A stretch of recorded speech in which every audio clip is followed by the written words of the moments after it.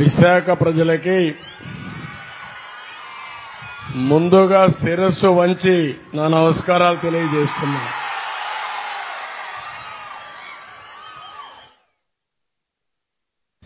ఈరోజు మీ ఆశీస్సులు తీసుకుని ప్రజాగళం సభను ప్రారంభిస్తున్నాను.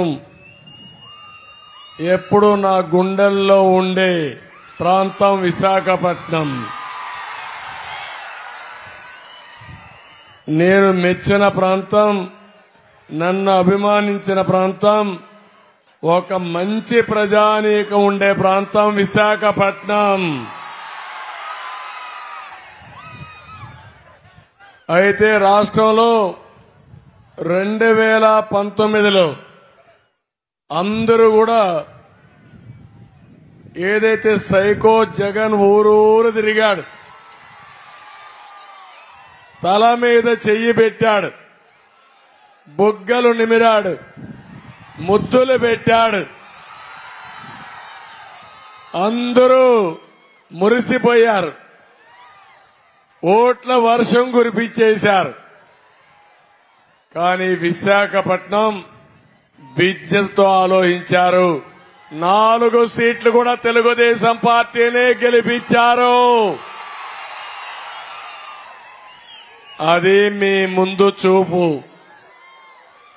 నేను ఆ రోజే ఒక మాట చెప్పాను, చాలా స్పష్టంగా.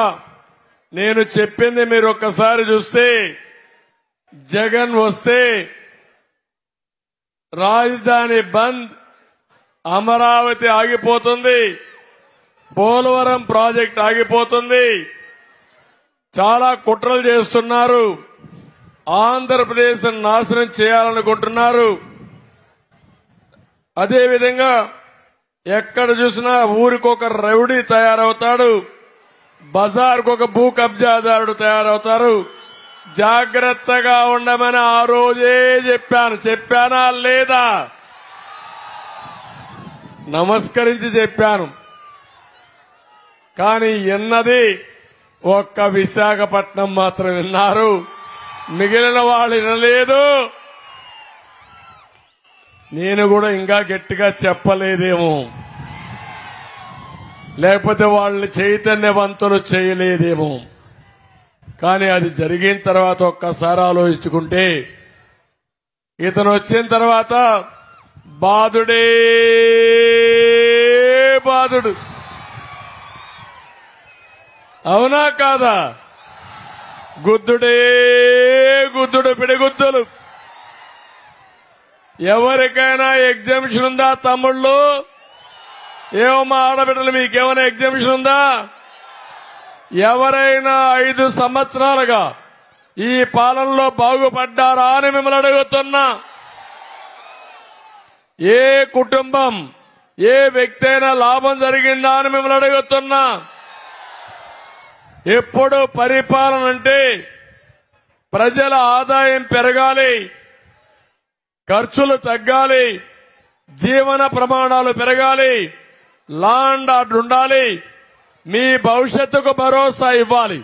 ఇచ్చాడా అని మిమ్మల్ని అడుగుతున్నా. నేను మిమ్మల్ని అందరినీ నేను అడుగుతున్నా ఒక విషయం, ఎన్నిసార్లు కరెంటు ఛార్జీలు పెంచారు తమ్ముళ్ళు అని అడుగుతున్నా మిమ్మల్ని. 9 సార్లు కరెంటు ఛార్జీలు పెంచాడా లేదా? 5 ఏళ్లు తెలుగుదేశం పార్టీ హయాంలో పెంచామా? ఆ రోజు ఎన్డీఏ గవర్నమెంట్ లో పెంచలేదు. వినూత్నంగా వెళ్ళాం, ముందుకి తీసాడు, వినూత్నంగా వెళ్ళాం. సోలార్ ఎనర్జీ గాని విండ్ ఎనర్జీ కూడా శ్రీకారం చుట్టి 22.5 మిలియన్ యూనిట్ల కరెంటు కొరతుంటే 3 నెలల్లో కరెంటు కొరత అధిగమించి నాణ్యమైన కరెంటు ఇచ్చిన ఘనత తెలుగుదేశం ప్రభుత్వం. అవునా కాదా? ఒకసారి గుర్తు చేసుకోండి. అదే సమయంలో మిగులు కరెంటు సాధించాం. నేనుంటే కరెంటు ఛార్జీలు పెంచనని చెప్పాను మీ అందరికీ. నా మాట ఎవరు వినలా. ఎప్పుడైనా సరే సమర్థవంతమైన పాలన ఉంటే కరెంటు ఛార్జీలు పెంచవలసిన అవసరం లేదు. ఒకప్పుడు 6-7 రూపాయలు కరెంటు యూనిట్ ఉత్పత్తి ఖర్చు అయితే ఈరోజు ₹2కు ₹2.50 సోలార్ వల్ల కరెంటు వస్తుంది. అది కూడా చేతగాని అసమర్థ ముఖ్యమంత్రి మీ మీద భారం వేశాడని నేను చెప్తున్నా. విశాఖపట్నంలో మీరున్నారు, కొంతమందికి తాగుడు అలవాటు ఉంది, మందుబాబులు కూడా ఉన్నారు. ఒకసారి మనం ఆలోచిస్తే రోజంతా కష్టపడతారు. కొంతమంది మెంటల్ గా కష్టపడినా సాయంత్రం పూట ఒక పెగ్గో క్వార్టర్ బాటిల్ దాగి పడుకోవాలనుకుంటారు.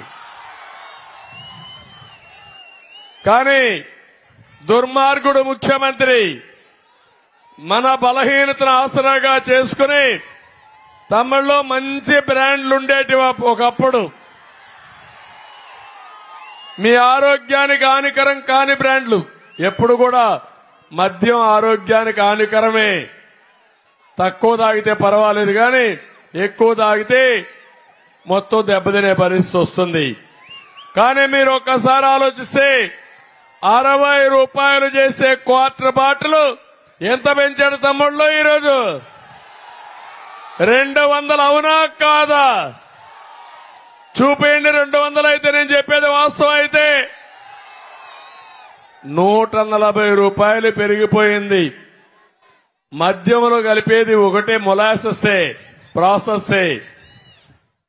అంతేకాకుండా ఈరోజు నేను అడుగుతున్నా, ఇక్కడ మీరు తాగే మద్యం విషపూరితం. అది తాగితే ఆరోగ్యం క్షీణించిపోతుంది. మా తమ్ముళ్ళకి అలవాటు అయిపోయింది. ఒక క్వార్టర్ తాగుతారు, కిక్కెక్కదు.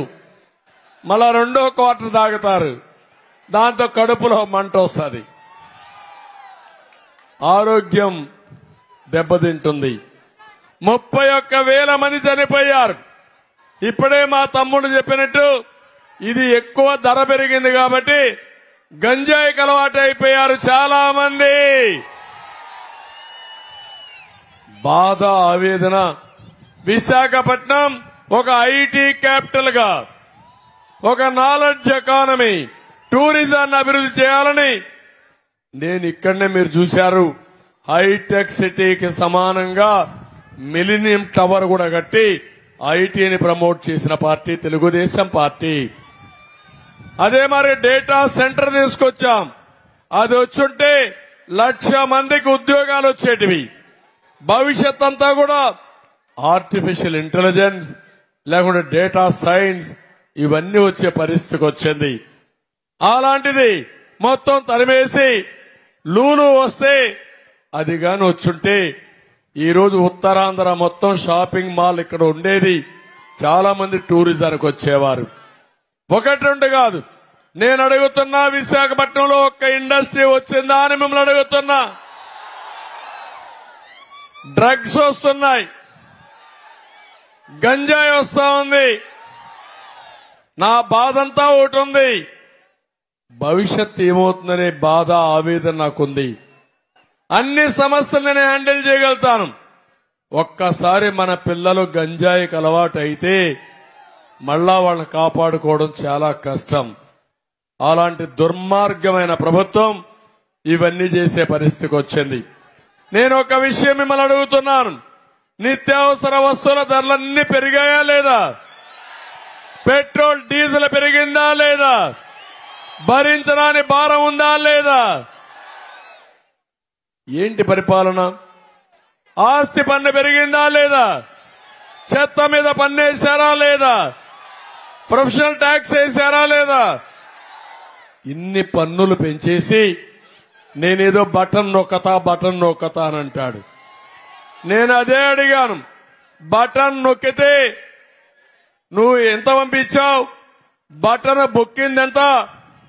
బటన్ కాకుండా రాష్ట్రంలో ఆస్తులు దోచేసిందెంత? ₹10 మీకు ఇస్తాడు. ఒకప్పుడు ఒక అతను మనం వినేవాళ్ళం, చాక్లెట్ ఇచ్చి నెక్లెస్ కొట్టేశాడంట. అలాంటి రకం ఇతను. మీకు ఇచ్చింది చాక్లెట్, మీరు ఆ చాక్లెట్ చూస్తానే పాపం ఎంత మంచోడు అని ఉబ్బిబ్బి అయిపోతే టకామని నెక్లెస్ కొట్టి పారిపోయాడు. అలాంటి వాడు ఈ జగన్మోహన్ రెడ్డి. ఒకే విషయం అడుగుతున్నాను. ఈ రోజు రాష్ట్రంలో ఎక్కడైనా చూడండి, ఇతను ఒక అహంకారి, ఒక సైకో ప్రవృత్తి. ఎప్పుడు నేను చూడలేదు ఇలాంటి వ్యక్తిని. దుర్మార్గమైన వ్యక్తి. ఏదో నన్ను అరెస్ట్ చేశారని చెప్పలేదు. మీ విశాఖపట్నంలో మీరు చూశారు, శుక్రవారం సాయంత్రం అయితే ప్రొక్లైన్ వస్తుంది. దేనికి వస్తుంది ప్రొక్లైన్ అంటే, ఎవరైనా అతన్ని ఎదిరిస్తే శనివారం ఆదివారం కోర్టు ఉండదు కాబట్టి అక్కడి నుంచి ప్రాపర్టీస్ అన్ని కూలదోయించని శుక్రవారం సాయంత్రం పంపించే పరిస్థితికి వచ్చారు. ఈరోజు గీతం ఉంది. గీతం యూనివర్సిటీ ఎంబీఎస్ మూర్తి గారు పెట్టారు. నేను కూడా పూర్తిగా సహకరించాను. అది లాభాల కోసం పెట్టింది కాదు, కుటుంబ వ్యవస్థ కాదు, non loss non profit organization, NGO organization. అది ఈ రోజు 3 బ్రాంచ్లు ఉన్నాయి. విశాఖపట్నంలో ఉన్నాయి, హైదరాబాద్ లో ఉంది, బెంగళూరులో ఉంది. దేశంలోనే అత్యున్నతమైన యూనివర్సిటీలో గీతం యూనివర్సిటీ ఒకటి. అది విశాఖపట్నంలో ఉండడం మనందరికీ గర్వకారణం. ఒక డీమ్డ్ యూనివర్సిటీ.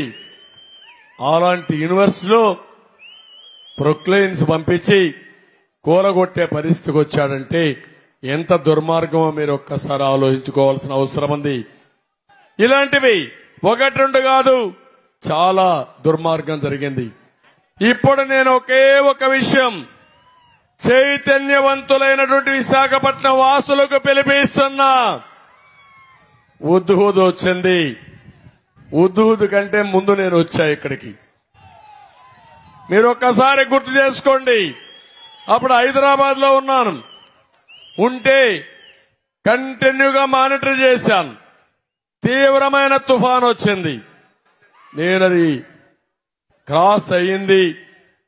టవర్ కూడా పనిచేయలేదు. మిలిటరీ వాళ్ళని అడిగాను, డిఫెన్స్ వాళ్ళని అడిగాను. చాలా తీవ్రంగా వచ్చింది. మీరు చాలా డ్యామేజ్ ఉంటుందంటే నేరుగా బయలుదేరి వచ్చాను. నేను రాలేనని తెలిసి కూడా నేను బయలుదేరాను. విశాఖపట్నం వచ్చి ఆగిపోయాను. రోడ్డు రాజమండ్రికి వచ్చాను. రాజమండ్రి నుంచి ఫోన్లు చేస్తూనే ఉన్నా. తెల్లవారితో నిద్ర లేస్తానే హెలికాప్టర్లో నేరుగా విశాఖపట్నం వచ్చాను. అక్కడి నుంచి వారం రోజులు ఇక్కడే 10 రోజులుండి మళ్లీ నార్మల్సీ వచ్చిన తర్వాతనే విశాఖపట్నాన్ని వదిలిపెట్టిపోయాను. అందుకే ఎప్పుడైనా విశాఖపట్నం ఆలోచిస్తే ఉదూద్ ముందు, ఉదూద్ తర్వాత విశాఖపట్నాన్ని కంపేర్ చేసుకునే పరిస్థితి వస్తుంది. అది ఈ విశాఖపట్నానికి నేను ఇచ్చినటువంటి గౌరవం. ఒక స్మార్ట్ సిటీగా తయారు చేయాలని ముందుకు పోయాం. నేను ఇప్పుడే కాదు, సమైక్య ఆంధ్రప్రదేశ్ లో కూడా హైదరాబాద్ తర్వాత విశాఖపట్నం పైన 9 సంవత్సరాలు ముఖ్యమంత్రిగా నేను ఫోకస్ చేశాను. ఒక మంచి నగరం. ఎవరైనా ఉద్యోగాలు చేస్తే జీవితంలో ఎక్కడన్నా సెటిల్ కావాలంటే విశాఖపట్నానికి వస్తారు. నేను ఒకే ఒకటి గుర్తుపెట్టుకుంటాను. అన్ని చేసిన తర్వాత ప్రధానమంత్రి గారు 3వ రోజు 2వ రోజు వచ్చారు. ఇద్దరం కారులో వస్తున్నాం. ప్రధానమంత్రి గారు నరేంద్ర మోడీ గారు చూసి మీరంతా 2 చేతులు చూపిస్తా ఉంటే ఆయన ఆశ్చర్యపోయి, ఏంటిది ఇంత విపత్తు జరిగింది కానీ వీళ్ళందరూ ఇంత నమ్మకం నీ మీద పెట్టుకున్నారు, హ్యాండ్స్ ఆఫ్ అని ప్రధానమంత్రి గారు చెప్పారంటే అది మీరు చూపించినటువంటి అభిమానం నా మీద. నేను కూడా మీ అభిమానాన్ని ఎట్టి పరిస్థితుల్లో వమ్ము చేయకుండా రాత్రి మగుడులో పనిచేశాను. మీరు నేను చెప్పింది విన్నారు. 10 రోజులు నార్మల్సీ వస్తే పండగ వచ్చింది దీపావళి. నేను ఒకటే మిమ్మల్ని కోరాను, నాకు ఇప్పటికి కూడా జ్ఞాపకం. ఒక మాట నేను కోరింది, క్రాకర్స్ కాల్చొద్దండి, యాక్సిడెంట్లు అవుతాయి, ఫైర్ యాక్సిడెంట్ అయితే ప్రమాదం వస్తుందంటే పండగ చేసుకున్నారు గాని ఒక్క టపాకాయ కాల్చకుండా పండగ చేసుకున్న ఘనత విశాఖపట్నం వాసులది. ఇవన్నీ నా జీవితంలో ఎప్పుడూ మర్చిపోలేను. మీలో క్రమశిక్షణ ఉంది, ఒక మంచితనం ఉంది. నేను దేశంలో ప్రపంచంలో చెప్పేవాడిని, ఏదైతే ఎలక్ట్రిసిటీ డిపార్ట్మెంట్ ఉన్నాయో విశాఖపట్నం ఈస్టర్న్ డివిజన్ మనకు ఒకటి ఉండేది. 5 కంపెనీల్లో ఇదో కంపెనీ సమైక్య ఆంధ్రప్రదేశ్ లో ఎక్కడా దొంగతనం జరగనటువంటి, ఎక్కడ కూడా బిల్లు ఎగ్గొట్టకుండా ఉండే ప్రాంతం ఉత్తరాంధ్ర అని చెప్పి కూడా నేను మీకు తెలియజేస్తున్నా. అది ఈ ప్రాంతం మీద నాకు మమకారం.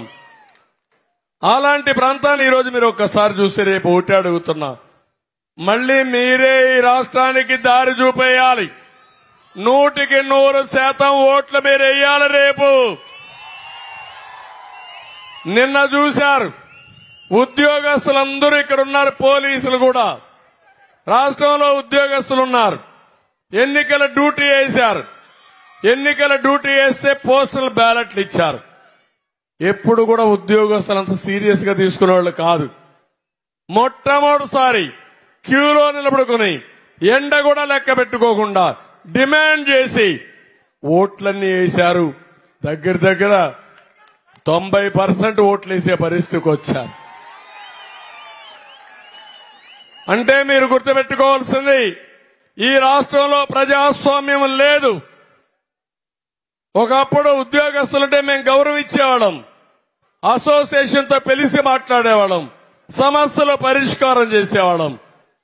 నేను రాష్ట్రం విడిపోతే 16,000 కోట్ల రూపాయలు లోటు బడ్జెట్ ఉంటే తెలంగాణతో సమానంగా 43% ఫిట్మెంట్ ఇచ్చిన పార్టీ తెలుగుదేశం పార్టీ. వాళ్ళ దగ్గర డబ్బులున్నాయి, మన దగ్గర డబ్బులు లేవు, పర్వాలేదు సంపాదిస్తా, ఆ సంపాదించే దాంట్లో కూడా పనిచేసే ఉద్యోగస్తులు కాబట్టి వాళ్ళని గౌరవిస్తామని చెప్పి 43% ఇచ్చాం. ఈ రోజు నేను అడుగుతున్నా, మీరందరూ చూస్తున్నారు, ప్రజలంతా ఉద్యోగస్తులు చూస్తున్నారు. 5 ఏళ్లుగా ఉద్యోగస్తులు ఎవరైనా బయట వచ్చే పరిస్థితిలో ఉన్నారా అని అడుగుతున్నా. వాళ్ళ డిమాండ్లు అడిగే పరిస్థితిలో ఉన్నారా అని అడుగుతున్నా. ఎవరైనా అడిగితే తప్పుడు కేసు పెట్టి జైల్లో పడేయడం, లేకపోతే సస్పెండ్ చేయడం, లేకపోతే రిజర్వ్ లో పెట్టడం, జీతాలు కూడా ఇవ్వకుండా ఏదించడం, ఇది జరిగింది. అందుకే ఈ రోజు నేను చూస్తున్నా, కట్టలు దించుకున్న పెద్ద ఉత్సాహంతో ఈ శనిని వదిలించుకోవాలని ఉద్యోగస్తులందరూ వన్ సైడ్ వచ్చారు. వారిని అభినందిస్తున్నాం. 170% 80% ఓట్లు కూటమికే పడ్డాయి. కొన్ని దిక్కల 5,000 రూపాయలు డబ్బులు ఇస్తే మీ పాపిష్టి డబ్బులు మాకొద్దని తిరిగి వాళ్ళు ఓటేసి కూటమి అభ్యర్థి దగ్గరకు వచ్చి 1,000 రూపాయలు ఇచ్చి 116 ఇచ్చి మీరు పార్టీకి బాగా పనిచేయండి, గెలిపించుకోండి, అందరికీ న్యాయం జరుగుతుందని ఉద్యోగస్తులు చెప్పారంటే ఏం తమ్ముళ్ళు మీకు అర్థమైందా లేదా అని మిమ్మల్ని అడుగుతున్నా. గెలుపు మనదే, ఎవరు ఆపలేరు. అయితే జాగ్రత్త కూడా అవసరం. ఈ రోజు మీరు చూడండి, ఇక్కడ మేము కూటమిగా ఇక్కడ మీ దగ్గరికి వచ్చాం. తెలుగుదేశం, ఇంకో పక్క పవర్ స్టార్ పవన్ కళ్యాణ్, ఇంకో పక్క బీజేపీ. 3 పార్టీల కలయిక కూడా మా కోసరం కాదు. ప్రజలు గెలవాలి, రాష్ట్రం నిలదొక్కోవాలి. పతనం అయిపోయిన రాష్ట్రాన్ని మళ్లీ పునర్నిర్మాణం చేయాలనే ఏకైక లక్ష్యంతో కలిశాం. మీరు ఒకసారి చూడండి, పవన్ కళ్యాణ్ గారు విశాఖపట్నం వచ్చారు, జ్ఞాపకం ఉందా అని మిమ్మల్ని అడుగుతున్నా. ఆయన్ని ఎక్కడా తిరగనీయకుండా చేసి విశాఖపట్నం సిటీలో ఉండకూడదని నగర బహిష్కరణ చేశారు. అవునా కాదా? జ్ఞాపకం తమిళ్లు అంటే విశాఖపట్నం వీళ్ళ అబ్బా సొమ్ము అయినట్టు, వీళ్ళ జాగీర్ అయినట్టు. అందులో ఇక్కడుండే ఎమ్మెల్యే పనికి మాలిన ఎమ్మెల్యే,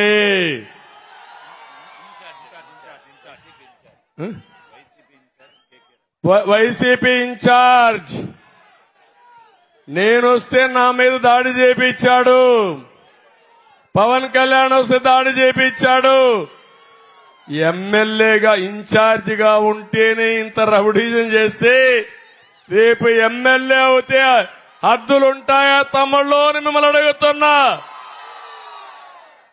అలాంటి రౌడీ మీకు కావాలని అని అడుగుతున్నా. క్షమిస్తారా అని మిమ్మల్ని అడుగుతున్నా. ఒకటే గుర్తుపెట్టుకోండి, నేను రౌడీల్ని మాత్రం వదిలిపెట్టను, తోక కట్ చేస్తా. కబద్దార్, జాగ్రత్తగా ఉండండి. ఇక్కడ విష్ణుకుమార్ రాజు గారు ఉన్నారు, ఒక మంచి వ్యక్తి. అదే సమయంలో ఒక రౌడీ పైన పోరాడుతున్నాడు. దీనికి మీ అండ అవసరం ఉందా లేదా అని అడుగుతున్నా. మంచిని గెలిపిస్తారా లేదా తమ్ముళ్ళు? అందుకే అడుగుతున్నా. 13 దగ్గరకు వచ్చేసింది, 3 రోజులే. ఎండుందని ఇంట్లో పడుకుంటే కొంపలు కూలిపోతాయి. అందరూ ఓటేయాలి. ఇది మీ బాధ్యత అవునా కాదా అని మిమ్మల్ని అడుగుతున్నా. పవిత్రమైన కర్తవ్యం అవునా కాదా మీది? ఈ ఓటు వల్ల మీ జీవితాలు మారతాయి. ఈ ఓటు వల్ల మన జీవితాలు నాశనం అవుతాయి. మంచివాడొస్తే భవిష్యత్తు ఉంటుంది. చెడు వ్యక్తి వస్తే, నేను అడుగుతున్న తమ్ముళ్ళు మీరందరూ కూడా చాలా తెలివైన వాళ్ళు. విశాఖపట్నంలో 2014 నాకు బాగా జ్ఞాపకం. జగన్మోహన్ రెడ్డి గారి తల్లి విశాఖపట్నంలో పోటీ చేయడానికి వచ్చింది, పోటీ చేసింది. ఓడించి పంపించారా లేదా మీరు? అది మీ ముందు చూపు. తమ్ముళ్ళు తర్వాత చూశారు, 2019లో బాబాయిని గొడ్డలితో లేపేసి ఏం చెప్పాడు? నారాసుర రక్త చరిత్ర అంటే నేరాలు చేసి నిందితుడు బాధితుడి పైన కేసు పెట్టేస్తాడు. ఇప్పుడు మీరు చూస్తున్నారు, వాళ్ళ చెల్లెల్ని ఏ విధంగా ప్రవర్తిస్తున్నారో చూశారా తమ్ముళ్ళు? ఎక్కడైనా ఉంటుందా ఇలాంటివి? ఇష్టం లేకపోతే దూరంగా ఉంటాం కానీ కన్న సొంత చెల్లి ఏ చీర కట్టుకున్నదో మాట్లాడే అన్నున్నాడంటే, అలాంటి అన్నుండడం మన కర్మ కాకపోతే ఇంకేంటమ్మా, మీరైనా అర్థం చేసుకోండి. ఇంకో పక్క కోడి కత్తి డ్రామా ఎంత రక్తి కట్టించచ్చు. కోడి కత్తితో నేను హత్యా ప్రయత్నం చేశానంట. ఇప్పుడు మళ్ళా ఎలక్షన్ చూడండి, గులకరాయి కనపడదు, ఆయన తిరుగుతున్నాడు. కరెంట్ ఆఫ్ అయిపోతుంది. నేనే కారణం కరెంట్ ఆఫ్ అయిపోవడానికి. చేతగాని దద్దమ్మలారా, మీ ప్రభుత్వం ఇది. నేనుంటే కరెంట్ ఆఫ్ అవదు, అయ్యే సమస్య లేదు. అది మా సమర్థత అని చెప్పి నేను మీకు తెలియజేస్తున్నా.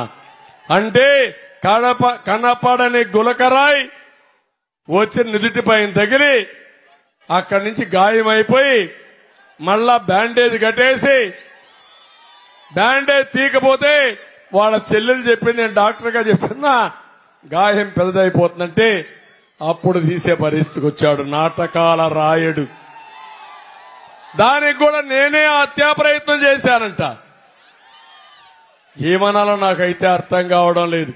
నా జీవితంలో ఎప్పుడూ హత్యలు గాని లేకపోతే నేర చరిత్రలు గాని ఎప్పుడూ లేదు.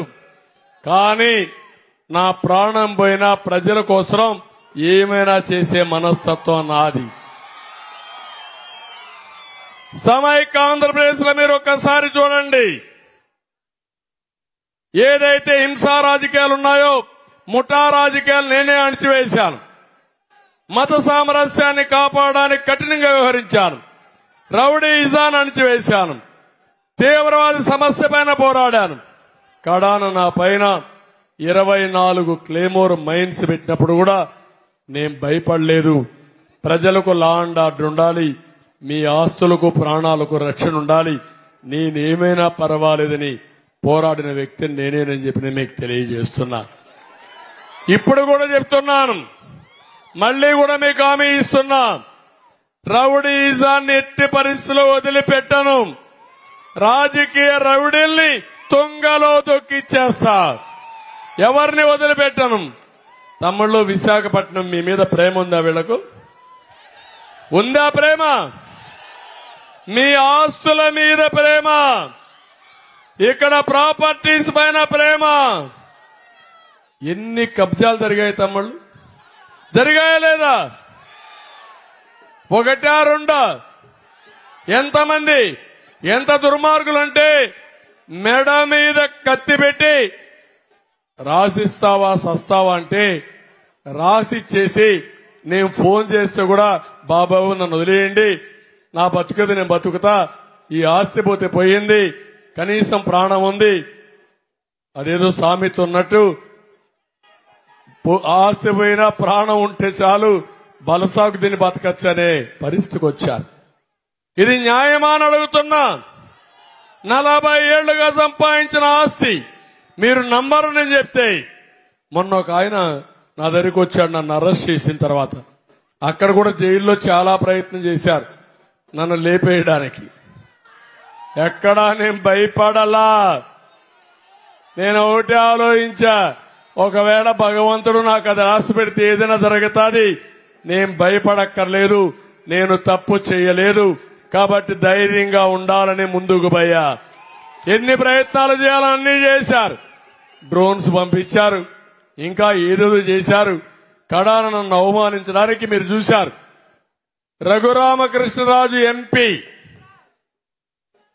డిఫర్ అయ్యాడనే ఉద్దేశంతో పోలీసులు అరెస్ట్ చేసి పోలీస్ కస్టడీలో టార్చర్ చేసి ముఖ్యమంత్రి వీడియోలో చూసి ఆనందపడిపోయాడు. ఈ ఆనందాన్ని ఏమనాలి తమ్ముళ్ళు? ఎవరైనా ఊహిస్తారా అని మిమ్మల్ని అడుగుతున్నా. ఇలాంటివన్నీ నిన్న కూడా కొన్ని ఇబ్బందులు వస్తే అలాంటి వ్యక్తిని కాపాడాలని ఎంపీ ఇవ్వలేకపోతే ఎమ్మెల్యే సీట్ ఇచ్చి కాపాడింది నేనే కాపాడానని చెప్పి నేను మీకు తెలియజేస్తున్నా. ఇలాంటి సంఘటనలు చాలా జరిగాయి. అందుకే నేను మిమ్మల్ని అందరినీ కోరుతూనే కుండే వాళ్ళందరినీ, ఇక్కడుండే విశాఖపట్నం వాసులు మీ మంచితనం నాకు తెలుసు, మీరు చేసే పనులను కూడా నాకు అర్థమవుతుంది. కాబట్టి అరాచకాన్ని పూర్తిగా నివారించాలంటే ఇక్కడి నుంచి మీరే ప్రారంభం కావాలి. ప్రతి ఒక్కరూ ఓటేయాలి. ఓటు అనేది మీ భవిష్యత్తుకు వేసే ఓటు, మీ పిల్లల భవిష్యత్తు కోసం వేసే ఓటు. తప్పకుండా మీరందరూ చేయాల్సిందిగా నేను మిమ్మల్ని కోరుతున్నా. నేను ఒక విషయం మీరు గుర్తుపెట్టుకోవాలి. మళ్లీ మనం ఏం చేస్తామని మీరందరూ అడుగుతున్నారు. మా కూటమి కూడా ఒకే విషయం చెప్తున్నాం. కేంద్రంలో నరేంద్ర మోడీ గారు ఉన్నారు, ఎవ్వరికి అనుమానం లేదు. మూడోసారి మళ్లీ ప్రధానమంత్రిగా అయ్యేది నరేంద్ర మోడీ గారే. మన రాష్ట్రంలో 13 లక్షల కోట్ల రూపాయలు అప్పు తెచ్చారు, వ్యవస్థల్ని విధ్వంసం చేశారు, లా అండ్ ఆర్డర్ పతనం అయిపోయింది, ఉద్యోగాలు లేకుండా పోయే పరిస్థితి వచ్చింది. అందుకే మేము పొత్తు పెట్టుకున్న తర్వాత కేంద్రంలో మోడీ గ్యారంటీస్ ఉన్నాయి, రాష్ట్రంలో సూపర్ 6 ఇచ్చాం.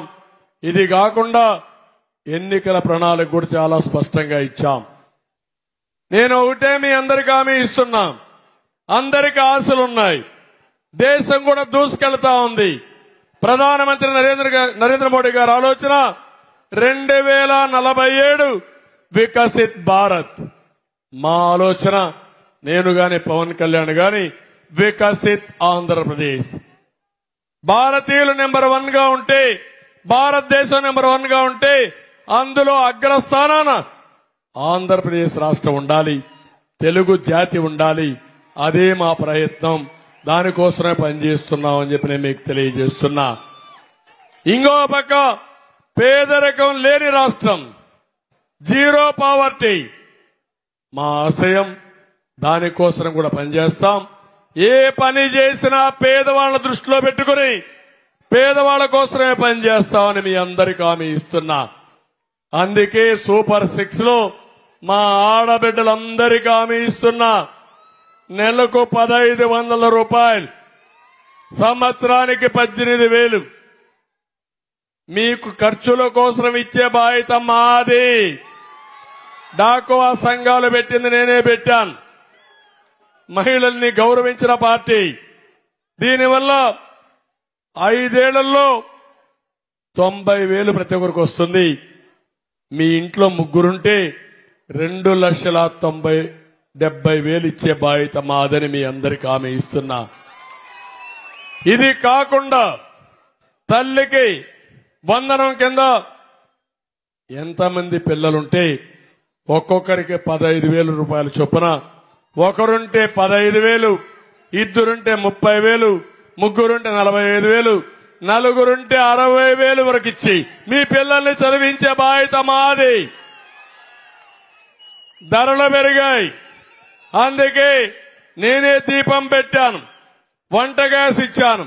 ఈ రోజు మీకు హామీ ఇస్తున్నా, 3 సిలిండర్లు ఉచితంగా ఇచ్చే బాధ్యత తీసుకుంటాం. 4వది ఉచిత ప్రయాణ సౌకర్యం టౌన్ లో ఉండే, సిటీలో ఉండే మీ అందరికి పనికొస్తుంది. ఎక్కడికైనా పోయి ఇంటికి రావాలంటే ఉచితంగా ప్రయాణం చేసే సౌకర్యం ఇస్తాం. ఆర్టీసీ బస్సుల్లో ఫ్రీ రవాణా సౌకర్యం ఏర్పాటు చేసే బాధ్యత మాది. ఇక్కడ ఉండే యువతకందరికి హామీ ఇస్తున్నాం. తొందరలోనే ఎన్నికలు వస్తున్నాయి. మళ్లీ జాబు రావాలంటే కూటమి రావాలి, అవునా కాదా అని మిమ్మల్ని అడుగుతున్నా. అందుకే ఒక నిర్దిష్టమైన ప్రణాళికతో మీ దగ్గరకు వచ్చాను.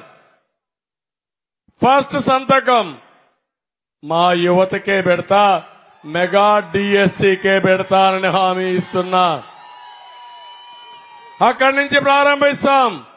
20 లక్షల ఉద్యోగాలు, సంవత్సరానికి 4 లక్షల ఉద్యోగాలు మీకిచ్చే బాధ్యత నాది. సర్వీస్ కమిషన్ పెట్టిస్తాం, దాన్ని కూడా ప్రక్షాళన చేస్తాం. మీ అందరికీ ఏ విధంగా ఉపాధి కల్పించాలో కల్పిస్తాం. పరిశ్రమలు వస్తాయి, సర్వీస్ సెక్టర్ అభివృద్ధి చేస్తాం. ప్రతి ఒక్క తమ్ముడు ఆదాయాన్ని సంపాదించే మార్గం అన్వేషిస్తాం. ఇంకోటి కూడా హామీ ఇస్తున్నా, స్కిల్ సెన్సస్ చేస్తాం. ఈ రోజంతా క్యాస్ట్ సెన్సస్ చేస్తున్నాం, లేకపోతే రిలీజియన్ సెన్సస్ ఉంది. కానీ నేను వస్తానే మొత్తం స్కిల్ సెన్సస్ చేసి, స్కిల్ డెవలప్మెంట్ చేసి, ఈ తమ్ముళ్ళు ప్రపంచంలో ఎక్కడ పని చేయాలన్నా దానికి కావలసిన స్కిల్స్ ఇప్పించే బాధ్యత మాదని మీ అందరికి హామీ ఇస్తున్నా. ఇది కాకుండా వర్క్ ఫ్రం హోమ్ తీసుకొస్తాం. విశాఖపట్నంలో ఇంట్లో కూర్చొని అమెరికాలో ఉండే కంపెనీ, ఆస్ట్రేలియాలో ఉండే కంపెనీ మీరు పనిచేసే విధానానికి శ్రీకారం చుడతాం. ఇప్పుడు వచ్చిన ఐటీ కంపెనీలే కాదు, ఒక ఐటీ టవర్ కట్టి వర్క్ స్టేషన్స్ క్రియేట్ చేసి ఇంట్లో బోరు కొడితే అక్కడికి పోయి మీరు పనిచేసుకునే విధానానికి కూడా శ్రీకారం చుడతాం. ఎన్ని మార్గాలున్నాయో మీరంతా ఒకటి గుర్తుపెట్టుకోండి. 25 ఏళ్లకు మునుపు నేను ఐటీ మాట్లాడితే అందరూ నన్ను ఎగతాళి చేశారు. ఐటీ కూడు పెడుతున్నా అన్నారు. ఈరోజు ఆ ఐటీ కోటీశ్వరులు చేసే పరిస్థితికి వచ్చింది. మన ఆలోచన విధానం ఉండాలి తప్ప ఏదైనా సాధ్యం అని చెప్పి నేను మీకు తెలియజేస్తున్నా. నేను ఇంకో పక్క ప్రధానమంత్రి గారు ఒక మాట చెప్పారు, డాక్రా సంఘాలని, డాకువా సంఘాలని లక్షాధికారులు చేస్తానని. నేను హామీ ఇస్తున్నా, 10 లక్షల వరకు వడ్డీ లేని రుణాలు ఇచ్చి మా ఆడబిడ్డల్ని లక్షాధికారులు చేసే బాధ్యత మేము తీసుకుంటాం. టౌన్ లో ఉండే ఆడబిడ్డలు ఏం చేయగలుగుతారు, ఏ విధంగా ఆదాయాన్ని పెంచుకుంటారు, సర్వీస్ సెక్టర్ గాని ఇండస్ట్రీస్ గాని మిమ్మల్ని ప్రోత్సహిస్తాం. 3 కోట్ల మందిని కోటీశ్వరులు చేస్తామని కేంద్రం ఒక బడ్జెట్ పెట్టారు. దాంట్లో ఒక 30 లక్షల మంది మనం చేసుకోగలిగితే 30 లక్షల కుటుంబాలు పేదరికం నుంచి బయట వచ్చే అవకాశం ఉంటుంది. అలాంటి చేస్తామని చెప్పి కూడా నేను మీకు తెలియజేస్తున్నా. ఇది కాకుండా నేనంతా మీకు ఒకటే హామీ ఇస్తున్నా, పెన్షన్లు పెట్టింది తెలుగుదేశం పార్టీ. గౌరవనీయులు ఎన్టీ రామారావు గారు 85లో పెట్టారు. మొట్టమొదటి ఇచ్చింది 35 రూపాయలు. 2014లో 200ని 19 కంతా 2000 చేసిన పార్టీ తెలుగుదేశం పార్టీ, అవునా కాదా అని అడుగుతున్నా. ఈ ముఖ్యమంత్రి మాట్లాడుతున్నాడు, నోరిప్పితే మా తల్లి చెప్తాం సైకో సైకో అని. నోరిప్పితే అబద్ధాలు. ఒక విధానం ఉంది. ఇక్కడ చదువుకున్న వాళ్ళు మీరంతా అబద్ధాన్ని నిజం చేయడం కోసం పదే పదే చెప్తానే ఉంటాడు. ఈ రోజు మీరు చూడండి, నేను మాట్లాడితే అన్ని సమస్యలు వస్తాయి, ఆయన మాట్లాడితే ఒకటే మాట్లాడతాడు. దానికంటే ఆ రికార్డ్ చేసి పంపిస్తే సరిపోతుంది. నేను ఇన్ని సవాళ్లు తీస్తున్నా, సమాధానం చెప్పమంటున్నా. నేను వస్తే సంక్షేమ కార్యక్రమాలు ఆగిపోతాయంట. సంక్షేమ కార్యక్రమాలు ప్రారంభించిన పార్టీ తెలుగుదేశం పార్టీ. 100 సంక్షేమ కార్యక్రమాలు ఇచ్చిన పార్టీ. నేను అడుగుతున్నా, అన్నా క్యాంటీన్ ఉందా తమ్ముళ్ళు? ఈరోజు విదేశ విద్య ఉందా అని అడుగుతున్నా. రంజాన్ తోఫా ఉందని అడుగుతున్నా. చంద్రన్న బీమా ఉందని అడుగుతున్నా. పేద పిల్లల కోసం ఎన్నో కార్యక్రమాలు తీస్తే అన్ని కూడా పోయే పరిస్థితి వచ్చింది. కాబట్టి ఎప్పుడు కూడా బటన్ నొక్కితే అభివృద్ధి జరగదు. బటన్ నొక్కడానికి ముఖ్యమంత్రి అవసరం లేదు. మన ఇంట్లో ఒక బామ్మను పెడితే బటన్ నొక్కమంటే నొక్కతానే ఉంటుంది. అవునా కాదా? ఉద్యోగాలు ఇవ్వడానికి ముఖ్యమంత్రి కావాలి. రోడ్లు వేయడానికి ముఖ్యమంత్రి కావాలి. వ్యవసాయ రంగాన్ని అభివృద్ధి చేయడానికి ముఖ్యమంత్రి కావాలి. కరెంటు కొరతలు లేకుండా కరెంట్ ఇవ్వడానికి ముఖ్యమంత్రి కావాలి. లా అండ్ ఆర్డర్ మెయింటైన్ చేయడానికి ముఖ్యమంత్రి కావాలి. అవునా కాదా అని అడుగుతున్నా మిమ్మల్ని. మాట్లాడితే నేను బటన్ నొక్కుతున్నా. ఏంటి నువ్వు నొక్కేది? నువ్వు బొక్కింది ఎంత? తమిళలో ఋషికొండ బోడిగుండ అయిపోయిందా లేదా? అంటే ఒక మనిషి యొక్క విలాసవంతమైన జీవితానికి ప్యాలెస్ల కోసం అలవాటు పడిన వ్యక్తి.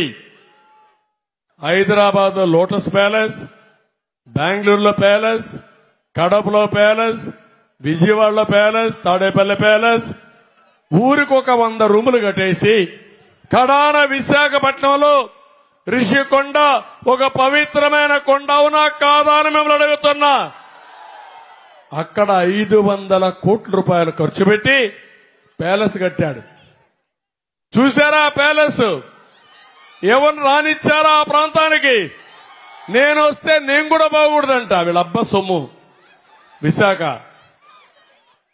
పవన్ కళ్యాణ్ వస్తే ఆయన బాగూడదంట. నేను అడుగుతున్నా మిమ్మల్ని అందరినీ. అంటే ఎంత అహంకారమో మీరు ఒక్కసారి ఆలోచించండి. ఏం పేరు పెడతాడు? అది గెస్ట్ హౌస్ అంట, tourism guest house. Tourism guest house కి 500 కోట్ల రూపాయలు ఖర్చు పెట్టి ఒక రూమ్ ఇవ్వాలంటే 1 కోటి రూపాయలు అవుతుంది. ఇప్పుడు ఎవడైనా 1 కోటి రూపాయలు ఇచ్చి ఆ రూమ్ లో ఉంటారా తమ్ముళ్ళు అని మిమ్మల్ని అడుగుతున్నా. అంటే మీకేమి కోపం రావడంలా? రాలేదు. ఇంకా రోషం రాలేదు. కొంత భయం కూడా ఉంది. ఇంక భయపడక్కర్లా, అయిపోయింది, కాలం చెల్లిపోయింది.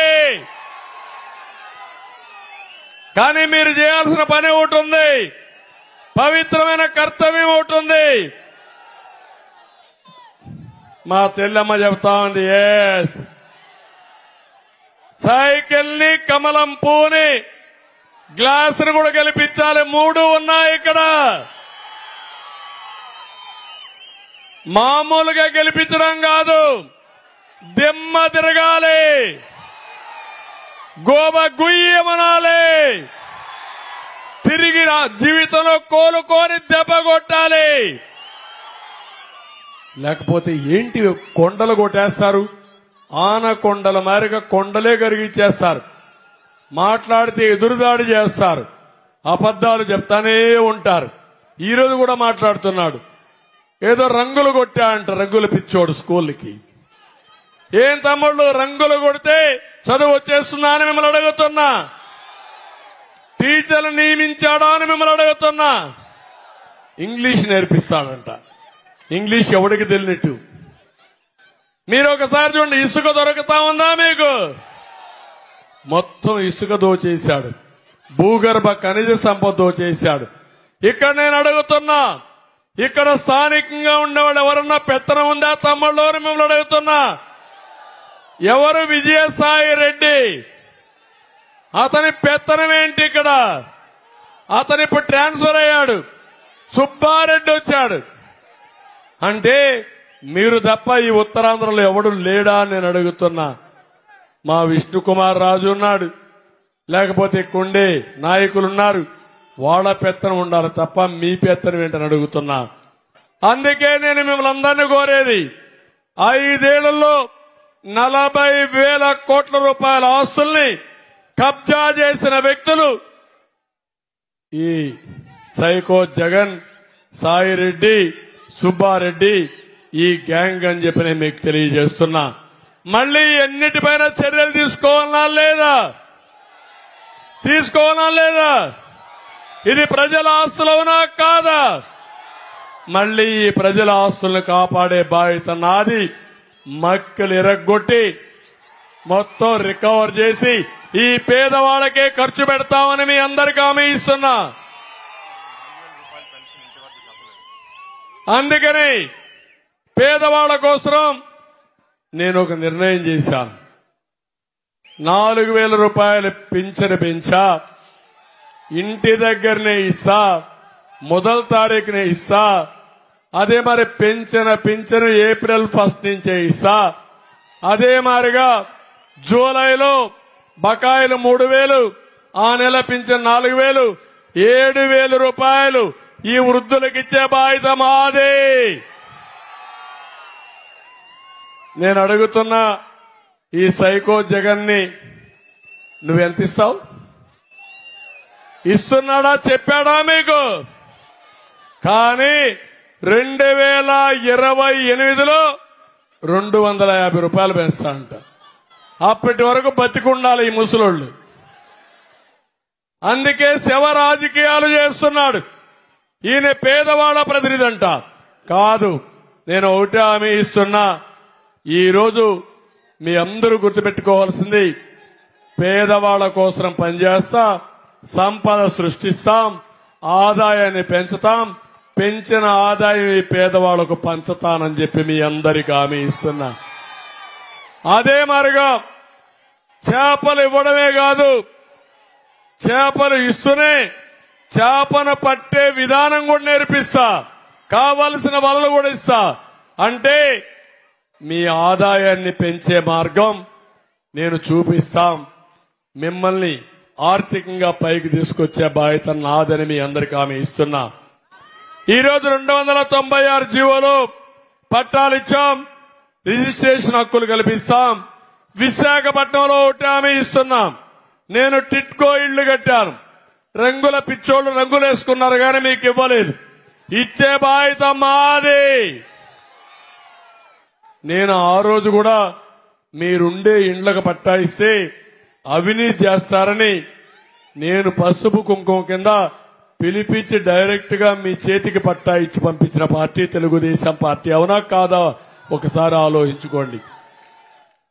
అందుకే విశాఖపట్నంలో ఎవరికైతే ఇంటి జాగాలు లేవో వాళ్ళందరికీ ఇంటి జాగాలు ఇవ్వడం, మళ్లీ ఇండ్లు కట్టించే కార్యక్రమం మేము తీసుకుంటామని మీ అందరికీ హామీ ఇస్తున్నా.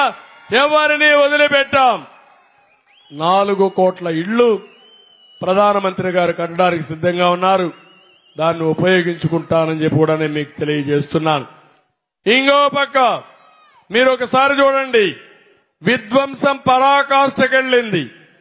అమరావతిని సర్వనాశనం చేశారు. దాంట్లో లక్షల కోట్ల రూపాయలు ప్రభుత్వ సంపద నాశనం అయిపోయింది. అది వచ్చుంటే 3-4 లక్షల కోట్ల రూపాయలు ప్రభుత్వానికి ఒక ఆస్తి వచ్చేది. ఇంకో పక్క పోలవరం, ఆ రోజు నేను కష్టపడి 72% పూర్తి చేశాం. ఉత్తరాంధ్ర సుజల స్రవంతి టెండర్లు పిలిచాను.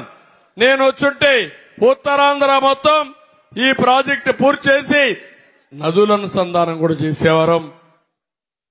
విశాఖపట్నం నీటి కొరత ఉండేది కాదు. ఇంకో పక్క ప్రతి ఒక్క ఎకరాకు నీళ్లు ఇచ్చేవాళ్ళం. దీనివల్ల విశాఖపట్నం కూడా బాగా అభివృద్ధి అయ్యేది. ఇప్పుడు హామీ ఇస్తున్నాను, పోలవరం పూర్తి చేస్తాం, నదుల అనుసంధానం చేస్తాం, విశాఖపట్నానికి నీటి ఎద్దడి లేకుండా చేసే బాధ్యత మాదని మీ అందరికి హామీ ఇస్తున్నా. ఇంటింటికి ప్రొటెక్టెడ్ వాటర్ స్కీమ్ ద్వారా నీళ్లు ఇచ్చే బాధ్యత కూడా మేము తీసుకుంటామని మీ అందరికి హామీ ఇస్తున్నా. ఇలాంటివన్నీ మీకు చేసి ఇంకొక పక్క ఇతను సాధించిన పని 24% అన్ఎంప్లాయ్మెంట్ పెరిగే పరిస్థితి వచ్చింది. తమ్ముళ్ళు, ఒక్క విషయం మీరు గుర్తుపెట్టుకోండి, ఇది కూడా మీ అందరికి ఒక అవగాహన ఉండాలి. మీ ఇల్లు మీదా జగన్మోహన్ రెడ్డిదా? మీ భూమి మీదా జగన్మోహన్ రెడ్డిదా? నమ్మకం ఉందా మీకు? కానీ ఈ పుస్తకం మీద ఆయన ఫోటో ఏంటి? ఏంటి ఈ ఫోటో? దాని మీద వేసిందంటే జగనన్న భూ హక్కు పత్రం. మీకిచ్చాడా ఆ భూమి? ఇచ్చాడా? వచ్చిందా భూమి? ఆయన ఫోటో వేసుకున్నాడు, మీరు ఒప్పుకున్నారా? మరి ఎట్లా అంటే, ఎప్పుడైనా ఇలాంటి డాక్యుమెంట్ అనేది ప్రభుత్వం ఇచ్చేది, దానిపైన రాజముద్ర ఉండాలి, ప్రభుత్వం ఎంబ్లమ్ ఉండాలి. అవునా కాదా అని మిమ్మల్ని అడుగుతున్నా. అంటే ఎంత అహంకారం అంటే, దేవుడి కంటే మిన్నన్న ఆలోచన వచ్చి కడాన శాసించే పరిస్థితిలో ఇలాంటి తప్పుడు పనులు చేసే పరిస్థితికి వచ్చాడు. నేను వస్తానే మీకు హామీ ఇస్తున్నా, ఈ పట్టాదారు పాస్ పుస్తకాన్ని మళ్లీ ఇస్తా, ప్రభుత్వం ముద్రతో ఇస్తా, ఎంబ్లంతో ఇస్తా, ఇవన్నీ చింపి చెత్తబుట్లో బారేస్తామని చెప్పి నేను మీకు తెలియజేస్తున్నా. మీరందరూ కూడా గట్టిగా చప్పట్లు కూడా చెప్పండి, ఇంటింటికి చేర్చాలి ఈ విషయం. దీనిపైన నోరిప్పడం లేదు ఈ సైకో. అంటే మన భూములన్నీ కొట్టేయాలనుకుంటున్నాడు. రేపు ఈయన గెలిస్తే మీ ఇల్లు మీది కాదు, ఇంకో చట్టం తీసుకొచ్చాడు. ఆ చట్టాన్ని మీరు చూస్తే ఆంధ్రప్రదేశ్ ల్యాండ్ టైటిలింగ్ యాక్ట్, అది కాదు, AP Jagan land grabbing act. రేపటి నుంచి మీ రికార్డ్స్ ఏమి ఉండవు, రిజిస్ట్రేషన్ ఉండదు, జిరాక్స్ కాపీ ఇస్తాడు మీకు. ఆ జిరాక్స్ కాపీ ఏమైనా లాభం ఉంటుందా తమ్ముళ్ళు? మిమ్మల్ని అడుగుతున్నా. జిరాక్స్ కాపీ ఇస్తే బ్యాంకులు ఒప్పుకుంటాయా మీకు? రుణాలు ఇస్తాయా మీకు? అమ్మడానికి వీలుంటుందా మీకు? మీ రికార్డ్స్ అన్ని ఆయన ఒక కంప్యూటర్లో పెడతాడంట, బినామీ కంపెనీలో, బే ఏరియాలో, అమెరికాలో పెడతాడంట. పెట్టి ఆయన మనిషి దానికి ఓనర్ అంట, ప్రైవేటు వ్యక్తి. అక్కడి నుంచి మీరు అమ్మాలంటే జలగ పర్మిషన్ అవసరం, జగన్ పర్మిషన్ అవసరం. అక్కడ ఆయన గుమస్తాను పెట్టుకుంటున్నాడు. ఇప్పుడు సాక్షి గుమస్తాను పెట్టాడు సజ్జల్ని మనం తిట్టడానికి. అదే మాదిరిగా ప్రతి ఒక్క ఊర్లో ఒక గుమస్తాను పెట్టి మీ రికార్డు మీరేమన్నా అమ్మాలంటే ఆయన దగ్గర పర్మిషన్ పోవాలి. ఆయన పర్మిషన్ ఇవ్వకపోతే మీరు అమ్మడానికి వీలు లేదు. అంటే ఒక ప్రైవేట్ అధికారికి, అది జగన్మోహన్ రెడ్డి నియమించిన అధికారికి పెత్తనం ఇచ్చి మీ భూముల పైన పెత్తనం ఇస్తున్నా అంటే ఇది సమంజసమే మా తమ్ముళ్ళు అని మిమ్మల్ని అడుగుతున్నా. మీ భూమికి రక్షణ ఉందా అని మిమ్మల్ని అడుగుతున్నా. ఇప్పుడు మీ దగ్గర రికార్డులుంటేనే 10-1 ఉంది, ఎన్కంపరెన్స్ ఉంది, పట్టాదారు పాస్ పుస్తకం ఉంది. కబ్జాలు చేస్తున్నారా లేదా? రికార్డులు తారుమారు చేస్తున్నారా లేదా? రేపు ఏమీ లేకపోతే నీ భూమిని ఎట్లా నిరూపిస్తావు? నిరూపించడానికే అవకాశం లేదు. అలాంటి వ్యవస్థను తీసుకొస్తానంటున్నాడు. నేను సవాలు విసిరాను, ఇది తేవడానికి వీలు లేదని. సమాధానం చెప్పడం లేదు. అందుకే చెప్పా, రెండో సంతకం ఈ చట్టాన్ని రద్దు చేయడానికి ఉపయోగిస్తానని మీ అందరికీ హామీ ఇస్తున్నా. మీ మెడకు ఉరేయాలనుకున్నాడు. మీరందరూ కలిసి 13వ తారీఖున ఫ్యాన్ కురేస్తే మీ సమస్య పరిష్కారం అవుతుంది, మీ భూమి మీకు వస్తుంది. లేకపోతే మీ భూమి గోయిందా గోయిందా. నన్నేం అపార్థం చేసుకోవద్దండి. ఎంత ధైర్యం ఉండాలంటే ఒక మాజీ ముఖ్యమంత్రి నా భూమి మీద, నా పట్టాదారు పాసు పుస్తకం మీద సైకో ఫోటో వేసుకోవాలనా అని అడుగుతున్నా మిమ్మల్ని. విష్ణుకుమార్ రాజు బీజేపీ లీడర్ గా ఉండి జాతీయ పార్టీలో ఉండి ఆయన ఆస్తి పైన పట్టాదారు పాసు పుస్తకం పైన ఫోటో వేసుకోవాలనా? అందుకే రోషం ఉందా లేదా? మీకు ప్రమాదాన్ని గుర్తించారా లేదా? మీ ఇల్లు మీది కాదు, మీ భూమి మీది కాదు. ఆయన దయాదర్శనాల పైన బతికే పరిస్థితి వస్తుంది. అది రానియద్దండి. అదే చెప్తున్నా. ఇది కూడా చించి చెత్త పుట్ల బారేస్తా. ఫస్ట్ డే వస్తానే 24 hours లో 24 గంటల్లో ఈ చట్టాన్ని రద్దు చేసే బాధ్యత మాదని మీ అందరికీ హామీ ఇస్తున్నా.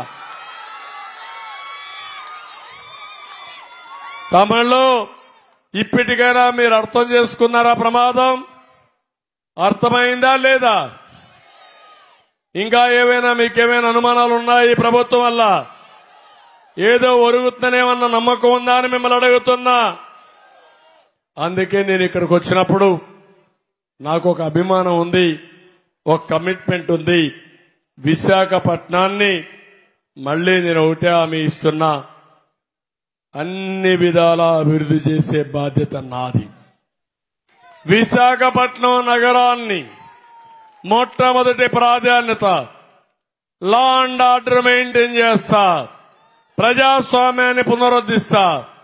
ఎవడైనా మీ జోలుకొస్తే, మీ భూమి జోలుకొస్తే కబద్దార్, అదే లాస్ట్ డే అవుతుందని హెచ్చరిస్తున్నా. మీ ఆస్తుల్ని పరిరక్షించే బాధ్యత నాది. లా అండ్ ఆర్డర్ మెయింటైన్ చేస్తాం. గంజాయిని ఉక్కుపాదంతో అణిచివేస్తాను. ఎవడు కూడా గంజాయి అమ్మితే వాడు ఈ రాష్ట్రంలో ఉండడానికి వీల్లేదు, చేస్తామని మీ అందరికీ హామీ ఇస్తున్నా. ఇంకో పక్క ఐటీని ప్రమోట్ చేస్తాం. కనీసం 2-3 లక్షల మందికి ఉద్యోగాలు కల్పించే బాధ్యత మాది 5 సంవత్సరాల్లో ఈ విశాఖపట్నంలో. అది ప్రభుత్వం కావచ్చు, పరిశ్రమలు కావచ్చు, లేకపోతే అనేక విధాలుగా ఏవైతే ఉన్నాయో నాలెడ్జ్ ఎకానమీని ఆలోచిస్తా. విశాఖపట్నం హైదరాబాదుకు దీటుగా అభివృద్ధి చేసే బాధ్యత మాదని మీ అందరికీ హామీ ఇస్తున్నా. అందుకే విశాఖపట్నంలో ఎయిర్పోర్ట్ ఆ రోజు నేను ప్రారంభించాను. వచ్చిందా ఎయిర్పోర్టు? మళ్లీ ఫౌండేషన్ వేసి ఇప్పుడు ప్రారంభించే పరిస్థితికి వచ్చాడు. నేనుంటే 2020కి ఎయిర్పోర్ట్ అయిపోయేది. మెట్రో వచ్చిందా? ఇక్కడ వస్తుందని నమ్మకం ఉందా మీకు? ఇప్పుడు హైదరాబాద్ లో మొట్టమొదటిసారిగా మెట్రో ప్రారంభించాం. కానీ తర్వాత అది కూడా నత్తనడకతో సమస్యలు వచ్చి ఇప్పుడిప్పుడే పూర్తయింది. విశాఖపట్నంలో మెట్రో అవసరం ఉంది. అలాంటి మెట్రోకి నేను ప్రాజెక్ట్ రిపోర్ట్ తయారు చేశా. టెండర్లు ఇచ్చే సమయంలో వీళ్ళు వచ్చి అది కూడా దెబ్బతినే పరిస్థితికి వచ్చింది. మళ్లీ హామీ ఇస్తున్నా, విశాఖపట్నానికి మెట్రో తీసుకొచ్చే బాధ్యత మాది. నిన్ననే ప్రధానమంత్రి గారు చెప్పారు, రైల్వే జోను శాంక్షన్ చేస్తే దానికి పనికి మాలిన భూమి ఇచ్చి పని చేయకుండా ఎత్తేసిన వ్యక్తి జగన్మోహన్ రెడ్డి. తిరిగి ప్రధానమంత్రి పైన ఎదురుదాడి చేస్తాడు బొత్స. బొత్స, నీ స్థాయి ఎంత? ప్రధానమంత్రి పైన నువ్వు మాట్లాడతావా? ధైర్యం ఉంటే నీ నాయకుడిని మాట్లాడమని తెలిసిపోతుంది. బొచ్చు ఊడిపోతుంది, జాగ్రత్తగా ఉండమని హెచ్చరిస్తున్నా. తమాషా అనుకోవద్దు. అవినీతిలో కూరకపోయి మొత్తం నువ్వే పరిపాలించాలని నీ తమ్ముళ్ళు 2 ఎమ్మెల్యేలు, జిల్లా పరిషత్ చైర్మన్, నువ్వు మంత్రివి, ఇక్కడ కూడా మళ్ళా ఎక్స్పోర్ట్ చేశారు. ఆయన సతీమణ్ణి ఆవిడేదో ఒరగబెట్టినట్టు ప్రపంచ నాయకురాలైనట్టు ఇక్కడ తీసుకొచ్చారు. అంటే ఉత్తరాంధ్ర పైన నీ పెత్తనం ఏంటని అడుగుతున్నా. ఒక దళారి మారిగా నువ్వు ప్రవర్తిస్తున్నావు. సుబ్బారెడ్డి, విజయసాయిరెడ్డి ఈ ప్రాంతం దోచేసి ఒక్క మాట మాట్లాడిన వ్యక్తి. మంత్రి పదవి కోసం, కమిషన్ కోసం కక్కుర్తిపడి మొన్న చూశారు. ఆయనకి సీట్ ఇస్తానే కళ్లలో ఆనంద బాష్పాలు వచ్చేసాయంట. అంతవరకు బాగుంది. సీట్ ఇచ్చాడు, నీకు ఆనంద బాష్పాలు వచ్చాయి, నువ్వు చాలా ఆనందపడ్డావు. రేపు ఓడిపోయిన తర్వాత అప్పుడు నిజమైన బాష్పాలు, ఏడుపు బాష్పాలు వస్తాయి, చూడమని హెచ్చరిస్తున్నా. ఇలాంటి నాయకులు ఈ రాష్ట్రంలో వచ్చి ప్రాబ్లమ్స్ వచ్చాయి. అదే సమయంలో విశాఖపట్నానికి నేను ఒకటే హామీ ఇస్తున్నా. ఇవే కాకుండా అల్లూరి సీతారామరాజు విగ్రహం నుండి నార్త్ లో ఎన్ఎస్టీఎల్ వరకు 60 అడుగుల రోడ్డు వేసి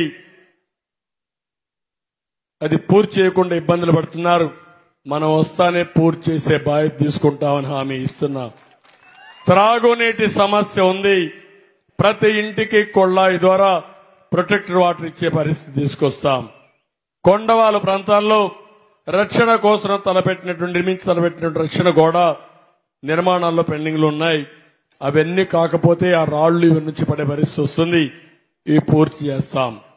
ఈస్ట్ లో అండర్ గ్రౌండ్ డ్రైనేజ్ వ్యవస్థను ప్రక్షాళన చేసి మురుగు సమస్య లేకుండా చేస్తాం. కొండవాళ్ళ ప్రాంతంలో నివసించే వారికి రోడ్లు, నీరు, విద్యుత్ శక్తి కల్పిస్తాం. ఉదూద్ సమయంలో మన ప్రభుత్వం నిర్మించిన ఇళ్లు ఇప్పటికీ పూర్తవ్వలేదు. మన ప్రభుత్వం వస్తానే బాధితులందరికీ ఆ ఇళ్లు అప్పగిస్తాం. ఇంటి పట్టాలు లేని వారందరికీ ఇంటి పట్టాలు ఇస్తానని హామీ ఇచ్చాను. విశాఖ సౌత్ లో ఫిషింగ్ హార్బర్ ఆధునీకరించి మెరుగైన సౌకర్యాలు కల్పిస్తాం. పోర్ట్ నుండి వచ్చే కాలుష్యానికి నివారణ చర్యలు చేస్తాం.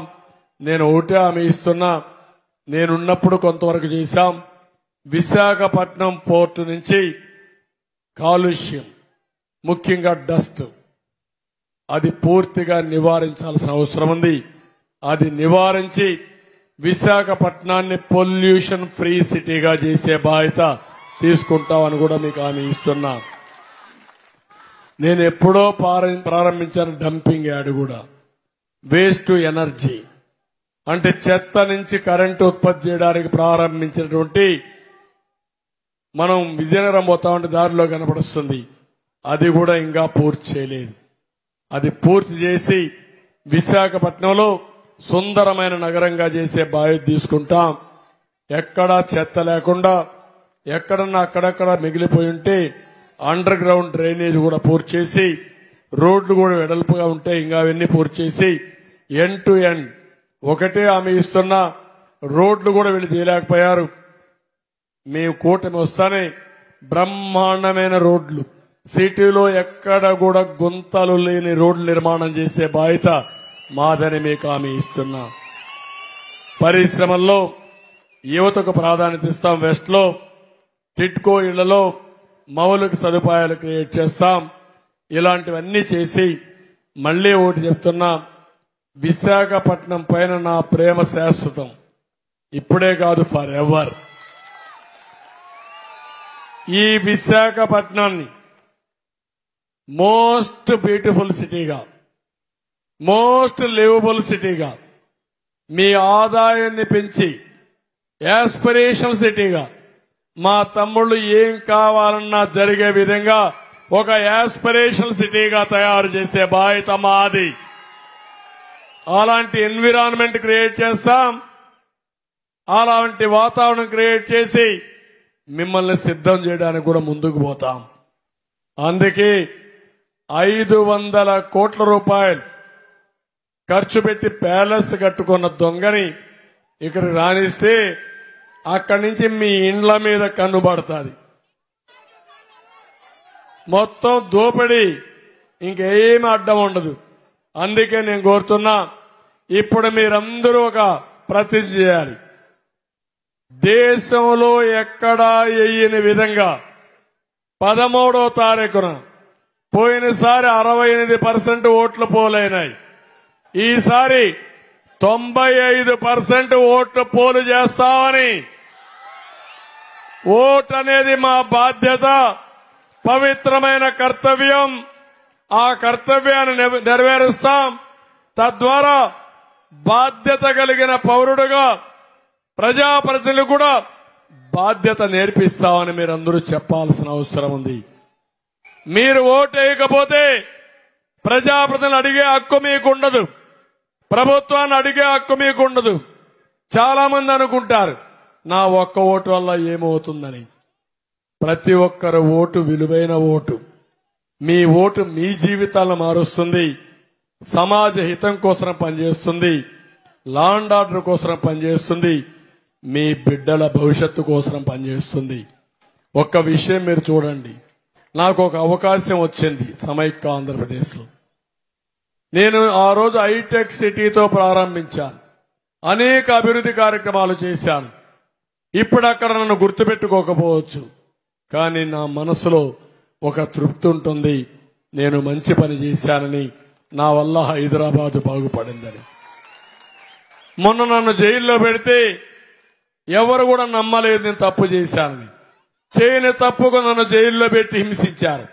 కానీ నేను జైల్లో ఉన్నప్పుడు 80 దేశాల్లో నా కోసం 53 రోజులు పోరాడారంటే, రాష్ట్రమంతా పోరాడారంటే, అన్ని దేవాలయాల్లో, అన్ని మసీదుల్లో, చర్చిల్లో ప్రార్థనలు చేశారంటే, దానికంటే ఒక నాయకుడిగా నేను ఏం కోరుకుంటానని చెప్పి మీకు తెలియజేస్తున్నా.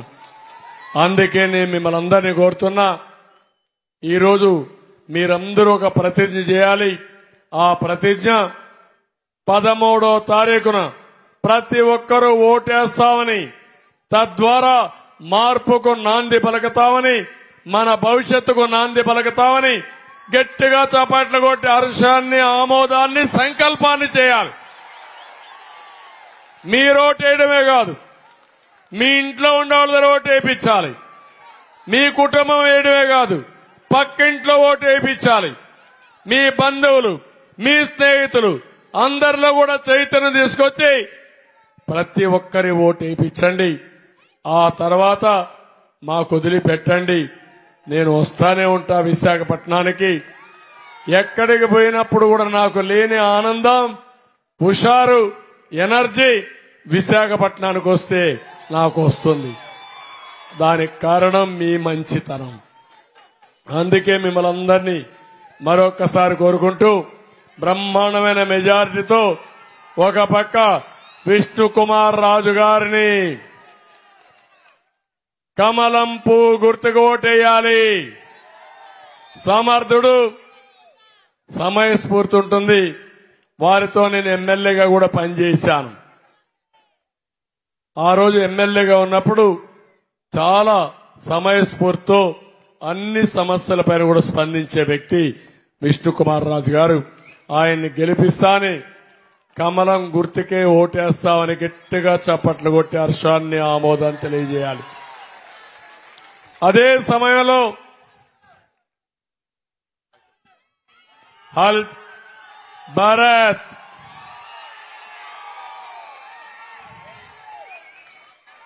పార్లమెంట్ మెంబరు, లాస్ట్ ఇయర్ పోయినసారే పార్లమెంట్ మెంబర్ కావాల్సింది, చిన్నగా మిస్ అయిపోయాడు. ఇప్పుడు నేను మిమ్మల్ని అందరినీ గెలుస్తున్నాడు. అతి పెద్ద మెజారిటీతో గెలవాలి. పార్లమెంట్ లో విశాఖపట్నం గళ వినిపించాలి. మీ సమస్యల పైన చదువుకున్న వ్యక్తి, గీతం యూనివర్సిటీ ప్రెసిడెంట్, అవగాహన ఉంది, నెట్వర్క్ చేసే ఇది ఉంది.